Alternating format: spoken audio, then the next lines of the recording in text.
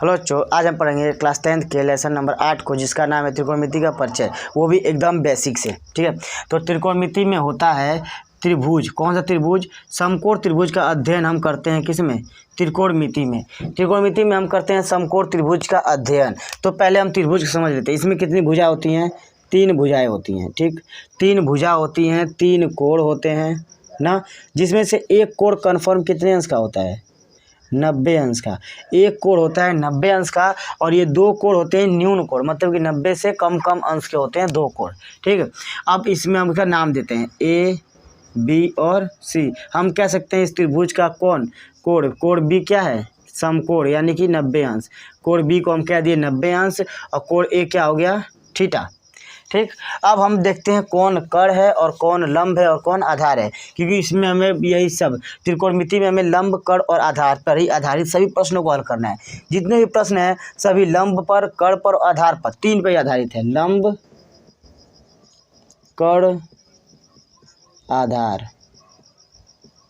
ठीक है, इन्हीं तीनों पे पूरा त्रिकोणमिति आपका आधारित है। तो सबसे मेन बात होती है लंब पहचाना और आधार पहचानना। कर्ण पहचानना कोई बड़ी बात नहीं, क्योंकि सबसे बड़ी भुजा कर्ण। एक ये तरीका होता है पहचानने का, या फिर नाप दिया तो इससे पहचान लेंगे, और या फिर 90 अंश के सामने की जो कोण तुमको 90 अंश का दिखेगा, जो भी समकोण दिखेगा, उसके सामने को सीधे देखना। ठीक है, इसके सामने जो भुजा होगी उसे हम क्या कहते हैं? समकोण कर्ण कहते हैं। ठीक है, जो समकोण है इसे 90 अंश को ही समकोण कहा जाता है। तो समकोण के सामने की भुजा, जो सबसे बड़ी भुजा दिख ही रही है, बड़ी ना दिखे तो 90 अंश के सामने की भुजा क्या कहेंगे? कर्ण कहेंगे। मान लीजिए ऐसे बना दिया गया, तो आपको ये बड़ी भी दिख रही है और यहाँ पे 90 अंश भी है। ठीक है, ये 90 अंश भी है, तो इसके सामने की भुजा क्या हो गई? कर्ण हो गई। कर्ण आप इस तरह पहचान लेंगे। ठीक है, अब हम पहचानते हैं लंब को। तो लंब पहचानने के लिए क्या होता है? लंब आपको 2 प्रकार से पूछ सकता है। एक ही चित्र में 2 लंब हो सकते हैं। कैसे? देखिए, इसके लिए पूछेगा, ये थीटा मान लीजिए और ये मान लीजिए फाई, इसे हम फाई कहते हैं ना। तो इस थीटा के लिए पूछ दिया कोण थीटा के लिए लंब, इस प्रकार पूछता है ना, इसलिए पूरा बताना जरूरी है कि कोण थीटा के लिए लंब पूछेगा तो इसके सामने की भुजा, तो इस थीटा के सामने की भुजा क्या होती है? लंब। ठीक है, जो छोटा कोण 90 के अलावा जो दूसरा न्यून कोण होता है, उसके सामने की भुजा, जिस कोण के लिए पूछेगा, 2 न्यून कोण होते हैं, तो जिस न्यून कोण के लिए पूछेगा उसके सामने की भुजा, इसका क्या होगा? लंब होगा, इसी का लंब, मतलब थीटा का लंब। कोण सी के लिए यह लंब होगा और इसके लिए यह लंब होगा। सामने की भुजा क्या होती है? लंब होती है। न्यून कोण के, किसी भी न्यून कोण के सामने की भुजा उस कोण के लिए उसका लंब कहलाएगी। जैसे अभी पूछ दिया इस तरह, और क्या दिया? थीटा कोण का लंब, तो इसका लंब पूछा, इसके लिए यहाँ दे दिया थीटा। अब कहेगा लंब बताइए, तो इसका लंब क्या होगा? यह लंब हो गया, और ये आधार हो गया, और ये कर्ण हो गया, क्योंकि ये है 90 अंश के सामने का। तो ये हो गया क्या? कर्ण। ये हो गया लंब, और ये हो गया आधार। तो सबसे बड़ी बात है, पहले आप क्या पहचानिए? लंब, कर्ण और आधार। तो कर्ण तो पहचान लेंगे, ठीक, मगर सबसे बड़ी बात है लंब और आधार पहचानना। तो लंब पहचानने के लिए क्या होता है? जिस थीटा पूछता है, जिस कोण के लिए, जिस कोण से पूछेगा, जो आप चित्र में कोई ना कोण जरूर देगा। एक तो 90 अंश पता ही चलता है, और एक कोण दे देगा इस तरह। अब इसके लिए आपका सामने की भुजा क्या हो गई? लंब, और जिस पे सटी है ये भुजा ना, कर्ण के अलावा दूसरी भुजा सटी होती है, तो दूसरी भुजा जिस पर सटी है वो क्या हो गई? आधार। सामने की भुजा, न्यून कोण के सामने की भुजा लंब, और ये हो गई आधार। ठीक, तो इस प्रकार क्या कर लेंगे? पता कर लेंगे लंब और आधार। ठीक है, अब हम देखते हैं आगे के नियमों को।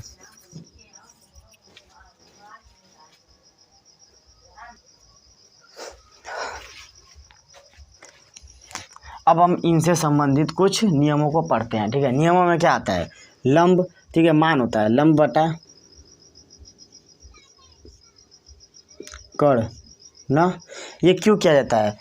लंब बटा कर्ण। लंब कौन? मान लीजिए हम इसमें एक चित्र बनाते हैं, ये हो गया 90 अंश, हम इस थीटा को मानते हैं ना, थीटा यही होगा हमारे लिए। इसके लिए लंब क्या होगा? ए, बी, सी ना। बी जब क्या हो? समकोण हो, तो इसके लिए थीटा के लिए लंब हो गया ए बी ना, तो हो गया ए बी। कर्ण क्या हो गया? ए सी। तो ये क्या कहलाता है? लंब बटा कर्ण ही क्या कहलाता है? Sine theta. ठीक है, साइन थीटा बराबर लंब बटा कर्ण। अगर पूछ दिया साइन थीटा बराबर, ये साइन का मान ना, साइन थीटा का मान पूछ दिया, तो लंब की लंबाई बटा में कर्ण की लंबाई। ठीक, मतलब कि जब साइन का कोई अंश होगा ये थीटा पे, इस पर साइन का मान पूछा, इसका मतलब लंब बटा में कर्ण। ठीक, अब देखते हैं साइन के बाद कॉस होता है, कॉस थीटा।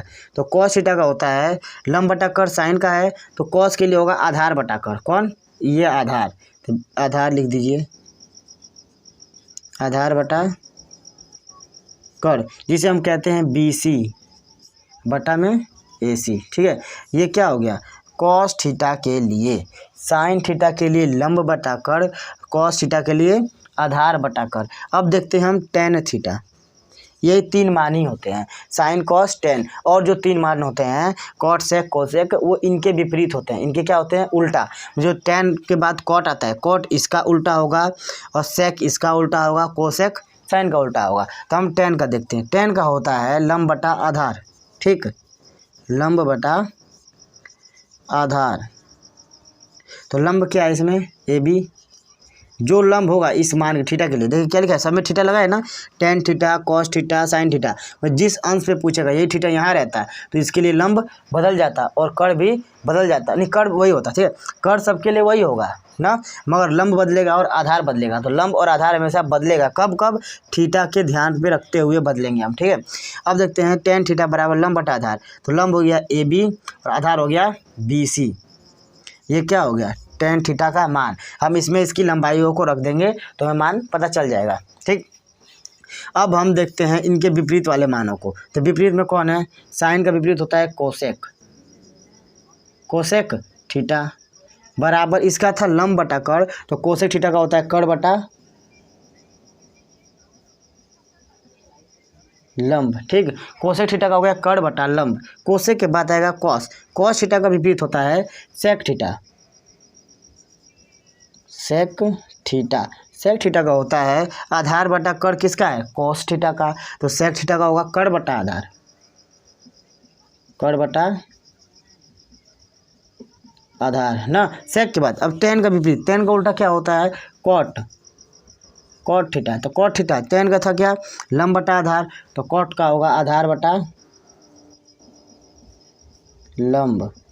ये जो हम लिख रहे हैं ना, ये फॉर्मूला है, इसी से हमें कोई भी मान पूछेगा, मान पूछ दिया, कोई अंश दे दिया 30 अंश, पूछा कॉट 30 अंश, तो 30 अंश पे जो ये लंबाई होगी क्या? आधार। तो इस आधार पे 5 होगा।